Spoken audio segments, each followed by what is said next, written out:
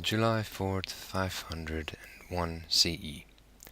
It's impossible to imagine what life must have been like for humans almost 2,500 years ago. Humanity was still constrained to their home world, and though vast societies and cultures spread across Earth, many were not even aware of each other's existence. Attempting to cross one of the planet's major oceans was akin to a death sentence, one that some strangely believed would involve the boat simply falling over the horizon's edge. Meanwhile, on approximately July 4th, 501 CE, the Xian officially entered their third imperial age by elevating Uese to the position of emperor.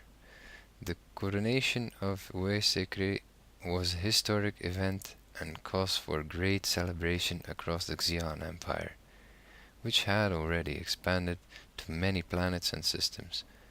While much has changed for humanity over the last 2.5 millennia, House Grey's control has remained resolute, as they still govern the Xian Empire to this day, an outcome few Xian would have predicted when they first gained power.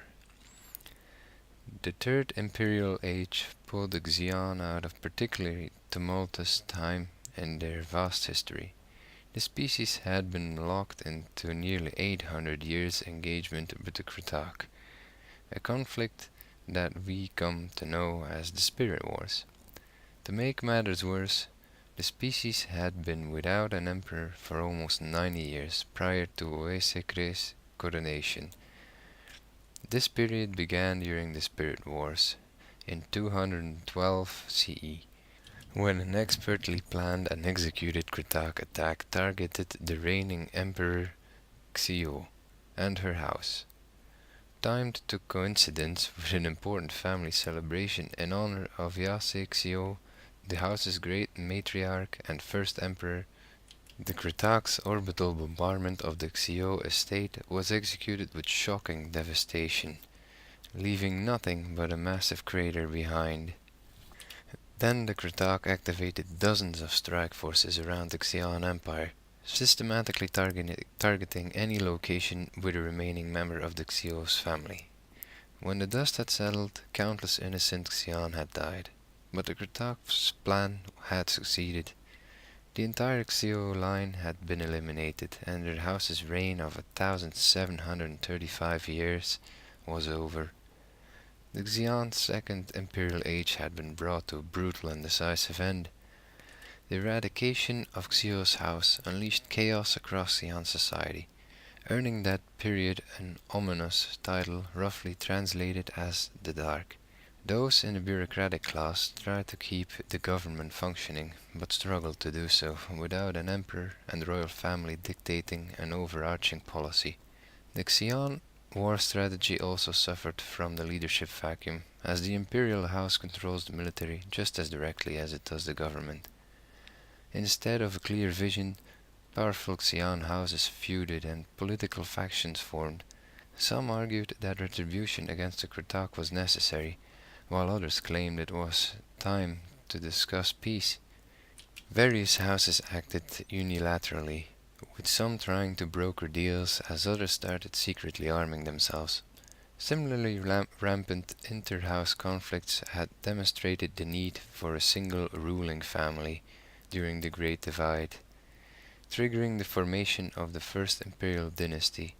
This time around, following the chaos that House Xio's death and lack of new leadership caused, the dissolution of the empire was a real possibility. The specifics surrounding the transfer of power from one house to another in the Xian tradition is still not well known by those outside the species.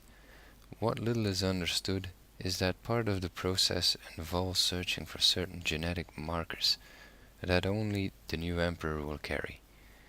Any and all Xian are tested to see who might carry these markers. The process is an incredible bureaucratic undertaking in peaceful times and nearly impossible during a war whose duration was approaching a millennium. The Xian tested anyone they could, but still didn't find a match. After decades of this uncertainty, Some Xian philosophers pondered whether a new ruler would appear only after their war with Kritak was over. Public opinion swung in that direction, and eventually a ceasefire was negotiated by the remaining military bureaucrats. Though the specifics of this armistice with the Kritak have never been revealed to us, it allowed the Xian to search for their next emperor in earnest. Envoys were sent to every Xian settlement, but even more years of hunting still did not reveal their new ruler.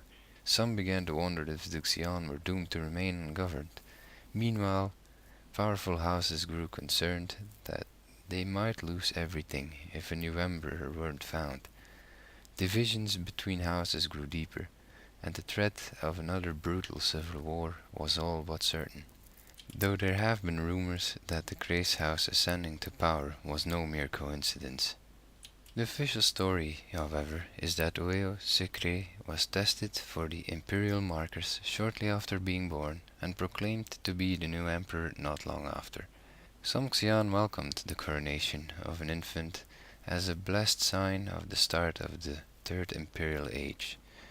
They believed it meant that the Xian had been given a new lease on existence after barely surviving their first interspecies conflict.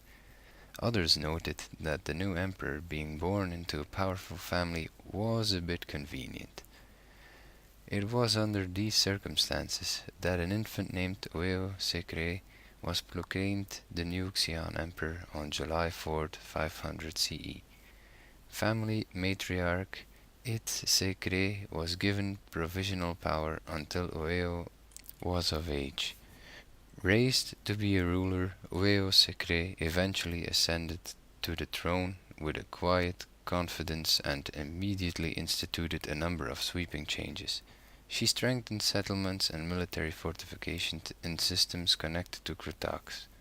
She banned jump point hunting in those systems too, believing that the less contact with the Krutak, the more chance the ceasefire would hold. Some believe this shift away from Krutak space is what forced the Xian Empire to expand in a different direction, one that would result in them crossing paths with humanity. 2,500 years later, the Kree family still rules the Xian Empire. However, the current Emperor Kree has no legitimate heirs, meaning that his family rule will end with him. There is much uncertainty about what happened when the reign of House Kree comes to an end. Humanity has scant understanding about what will happen or how long it will take. There is also no clarity as how it'll affect our diplomatic relationship, trade deals and so forth with the Xian Empire.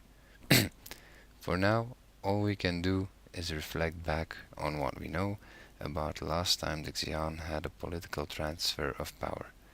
It happened on this day in history, July 4, 501 CE.